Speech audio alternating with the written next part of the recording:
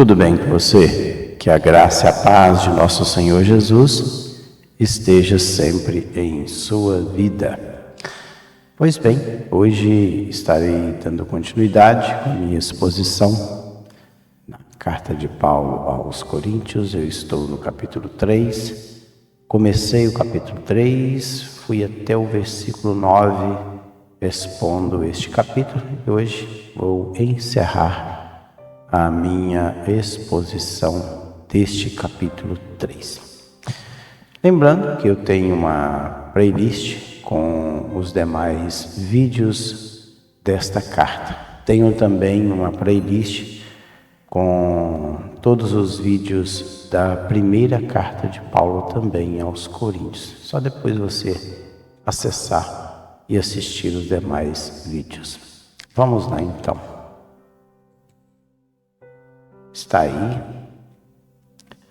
a partir do versículo 10, que Paulo ainda vai continuar falando a respeito aí da superioridade da nova aliança em relação à primeira aliança, a antiga aliança.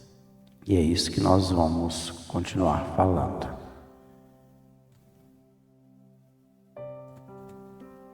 Porquanto, na verdade, o que outrora foi glorificado neste respeito já não resplandece diante da atual sobreexcelente glória.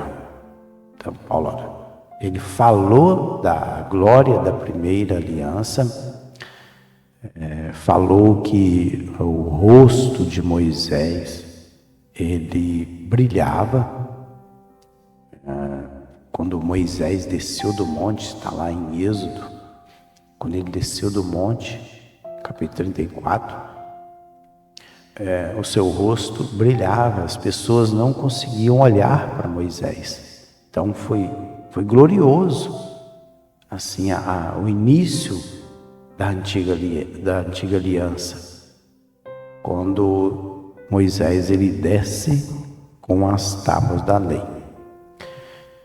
E ele diz que se a antiga aliança foi tão gloriosa, com as letras gravadas em pedras, e que esta lei matava,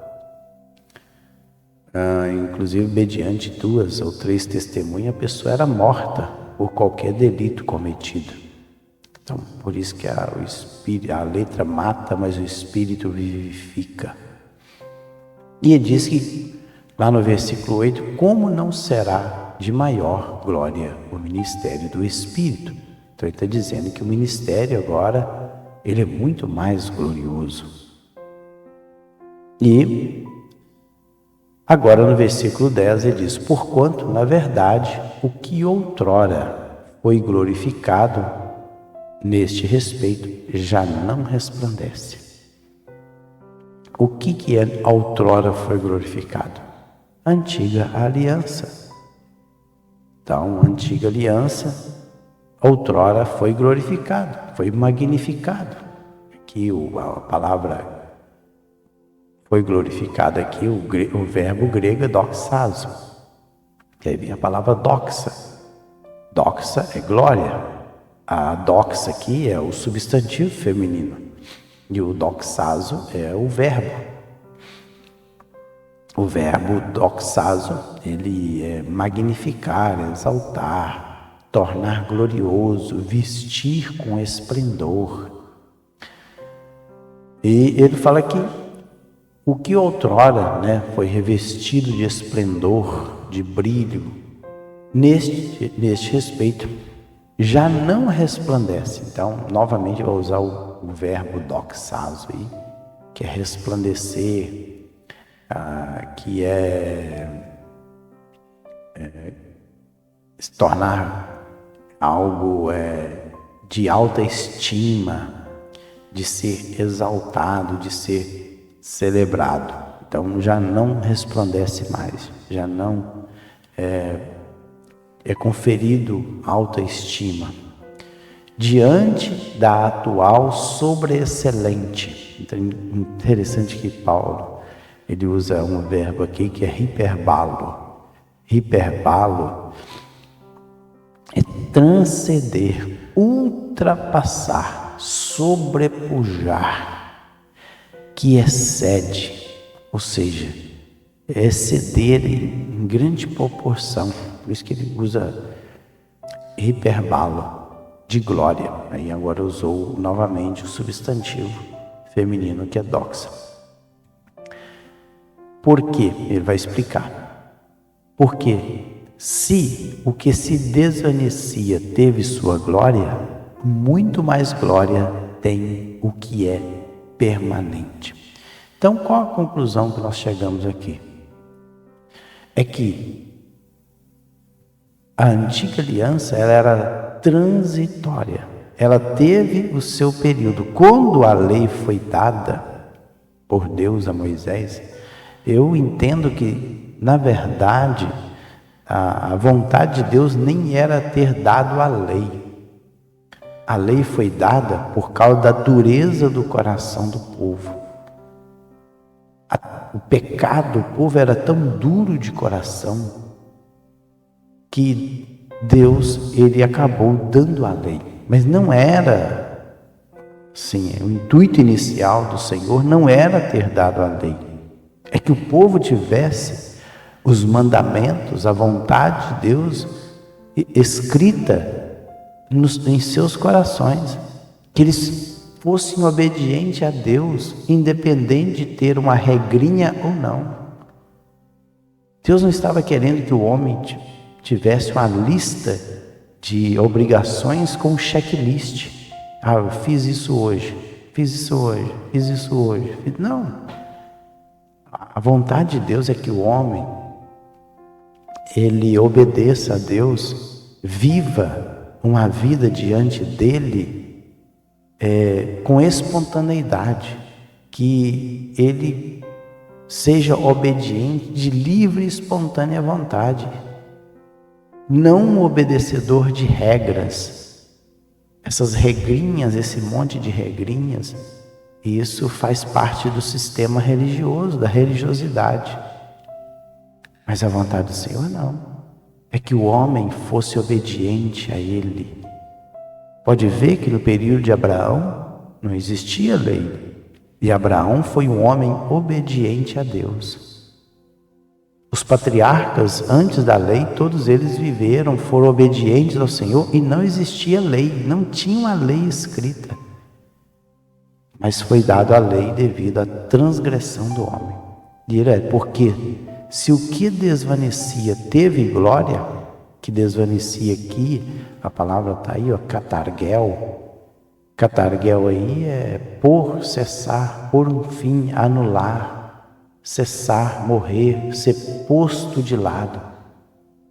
Ou seja, porque aquilo que estava sendo colocado de lado, que já não tinha influência mais, poder mais, teve a sua glória, muito mais glória. Ele disse agora, ele vai usar o substantivo feminino dox, o que é permanente, que é a nova aliança. A nova aliança trazida por Cristo, ela é permanente. Permanente é meno, ou seja, que vai permanecer, que vai ficar. Tendo, pois, tal esperança, servimos-nos de muita ousadia no falar. Ou seja, sabendo disso, de que esse ministério, a nova aliança trazida por Cristo, ela é permanente, ela não para aqui, porque um dia nós estaremos com Cristo Jesus na eternidade. Porque o povo do Antigo Testamento, da Antiga Aliança, eles tiveram a lei, e essa lei ela foi transitória. E pode ver que eles saíram do Egito e entraram na terra prometida, terra de Canaã. E durante todo esse período em que a nação de Israel existiu ali, ela teve o que? A sua lei. Mas isso era transitório, não era permanente. A lei e os profetas, eles duraram até Cristo. Depois que veio Cristo, acabou. Jeremias, ele disse no seu livro que ele fala de uma nova aliança. Eis que eu farei uma nova aliança, não escrita em pedras, mas uma lei gravada nos corações.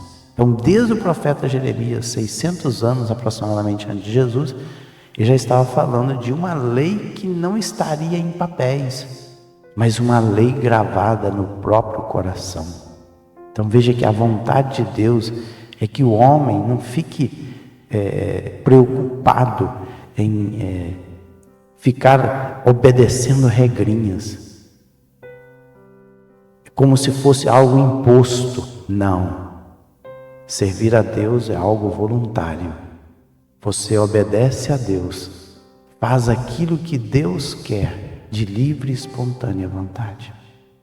E você adiante, sabendo que a nova aliança ela é muito superior e ela é permanente. Olha, tendo pois tal esperança, servimos-nos de muita ousadia no falar.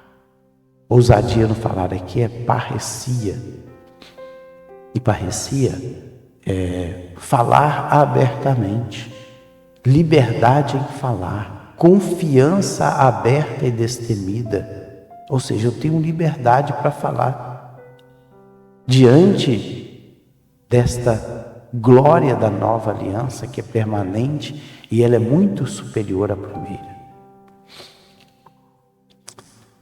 E não somos como Moisés, que punha véu sobre a face, para que os filhos de Israel não atentassem na terminação do que se desvanecia. Paulo disse, olha, eu não sou como Moisés. Moisés, quando desceu do monte Sinai com as tábuas, o seu rosto brilhava, porque cheio de glória. Então ele teve que colocar um véu para cobrir a sua face diante dos filhos de Israel. Isso está lá em Êxodo, capítulo 34, versículo 35. Eles viam que o seu rosto resplandecia. Então, de novo, Moisés cobria o rosto com um véu, até entrar de novo para falar com o Senhor. Ou seja, o rosto de Moisés, ele brilhava. E Paulo diz, olha, e não somos, ou seja, a equipe de Paulo dizendo, eu não sou como Moisés, que punha o véu aí é caluma, não punha o véu, colocava o véu sobre a face, para que os filhos de Israel não atentassem atenizo. Atenizo aí é a palavra, esse verbo grego, é fixar os olhos. Para que os filhos de Israel não fixassem os olhos. E o termo terminação aí, que é telos, é um substantivo, é a ideia de resultado, terminação, aquilo pelo qual é terminado o seu fim. Ou seja, fixasse o olhar naquilo que ia terminar, naquilo que estava terminando. Ou seja, Moisés ele colocou o véu para que as pessoas não olhassem tão fixamente para algo que era transitório, no qual se desvanecia, ou seja, que estava morrendo, que estava tendo um fim. Continuamos aí o 14. Mas o sentido deles se embotaram, pois até o dia de hoje, quando fazem leitura da antiga aliança, o mesmo véu permanece, não lhe sendo revelado, que em Cristo é removido. Interessante que Paulo ele disse, foi removido aí, catarguel. Mas os sentidos deles, de quem? Paulo está falando aqui dos israelitas, dos dias de Paulo, tanto dos dias de Jesus como nos dias de Paulo.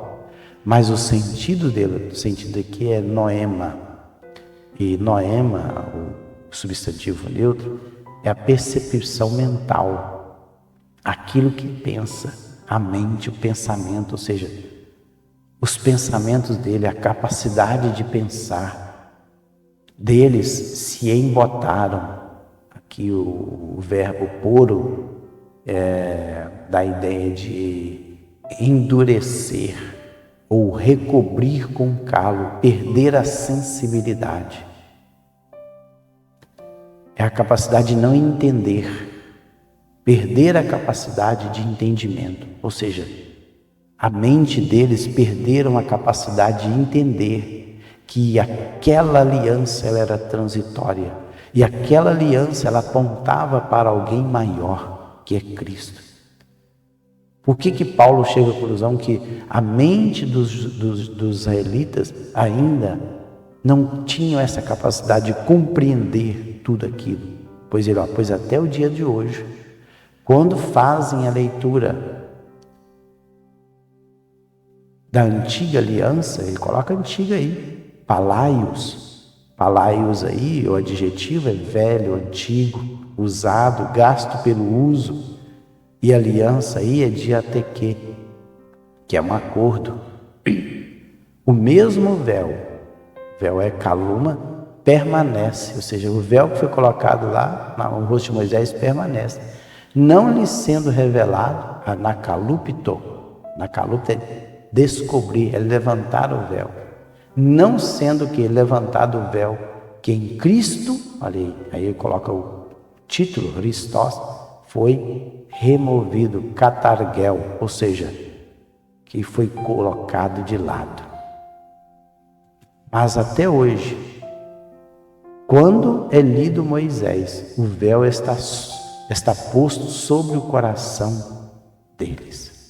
Paulo diz que até hoje, quando é lido aí a lei de Moisés, quando ele fala que é lido Moisés, está falando do Pentateuco. Mas até hoje, quando é lido Moisés, o véu, o catalum, está posto sobre o coração dele. Lá, o véu, ele era colocado no rosto de Moisés para que eles não fixassem os olhos em algo que era transitório, em algo que era passageiro, porque a antiga aliança ela apontava para Jesus.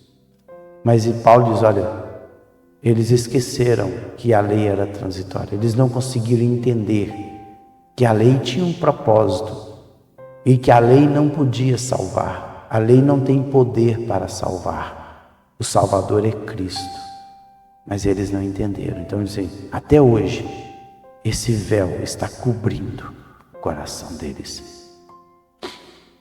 Mas, olha o 16, que coisa linda. Quando, porém, algum deles, ou seja, algum desses israelitas, se converte, aí ele usa a palavra grega, o verbo epistref. Epistref é retornar, voltar, fazer uma conversão.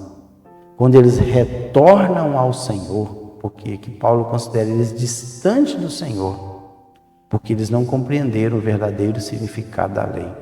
Quando, porém, algum deles se converte, ou seja, se volta ao Senhor, o véu, o cataluma aí, lhe é retirado. Ora, o Senhor é o Espírito. E onde está o Espírito do Senhor, aí há liberdade. Ora, o Senhor é Espírito. Está dizendo que o Senhor é o Espírito, pneuma.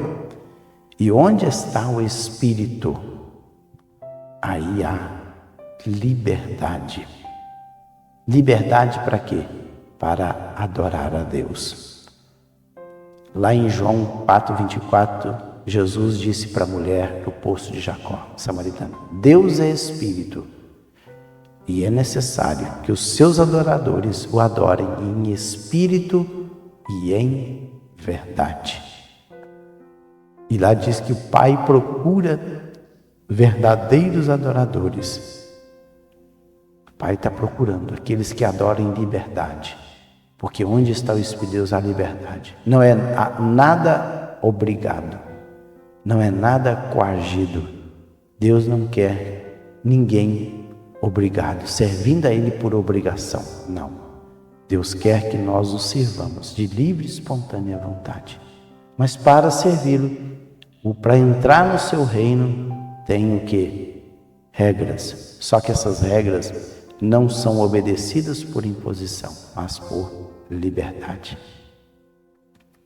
E para encerrar, e todos nós, com o rosto desvendado, contemplando como por espelho a glória do Senhor, somos transformados de glória em glória, na sua própria imagem, como pelo Senhor, o Espírito. Olha só, então dizer que agora não existe mais o véu, não tem mais o véu. Agora, todos nós, inclusive ele inclui todos os cristãos, porque naquele período ali somente o rosto de Moisés brilhava e o véu ele foi colocado somente na face de Moisés. E depois ele cita o seguinte, que até hoje agora, o véu agora, nos dias de Paulo, de Jesus, o véu agora foi colocado no coração de todo o israelita que não queria compreender a respeito do papel de Jesus, daquilo que Jesus veio fazer. Então agora o véu ele mudou de lugar, saiu da face de Moisés e foi para os corações dos israelitas, quando eles não queriam dar ouvidos à voz do Senhor e aceitar o Messias, o Mashiach, como o Salvador. E aí Paulo aqui ele vai falar assim, olha, e todos nós agora, com o rosto desvendado, porque aquele véu que estava cobrindo o coração foi tirado.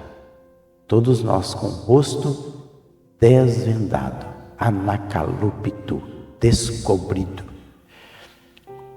contemplando como por um espelho. Aí é katapi trisomai, o verbo. É mostrar no espelho, fazer refletir no espelho. O quê? A glória do Senhor. Somos transformados de glória em glória e transformados em metamorfo. O verbo é mudar de forma, transfigurar, transformar de glória em glória, em glória, na sua própria imagem e icona, imagem, figura, semelhança, como pelo Senhor, o Espírito. Então, ele diz que agora nós não temos mais o véu que está cobrindo o nosso rosto ou o nosso coração, mas agora nós contemplamos como por um espelho a glória do Senhor. Claro que nós agora contemplamos como por um espelho, mas vai chegar um dia que nós vamos ver a glória do Senhor na sua totalidade, em todo o seu esplendor. Mas agora, nesse exato momento, nós já podemos desfrutar desta maravilha, mas ele diz que como por um espelho. Lá na primeira carta de Paulo aos Coríntios, ele diz assim, agora, pois, vemos apenas um reflexo obscuro, como em espelho, mas então veremos face a face. Agora conheço em parte, então conhecerei plenamente, na mesma forma como sou plenamente conhecido. Interessante. Então, porque agora nós não sabemos como vai ser as coisas, mas o dia que Jesus vier, todos nós vamos contemplar a face de Cristo, a glória de Cristo, e também nós seremos mudados, nós seremos transformados, receberemos um novo corpo glorificado, não sujeito ao pecado. É isso que nos aguarda. Pois bem, cheguei ao final. Que Deus em Cristo abençoe. No próximo vídeo estarei aí entrando no capítulo 4 desta carta, dessa segunda carta. Então não perca os demais vídeos que virão. Fiquem todos na paz do Senhor Jesus.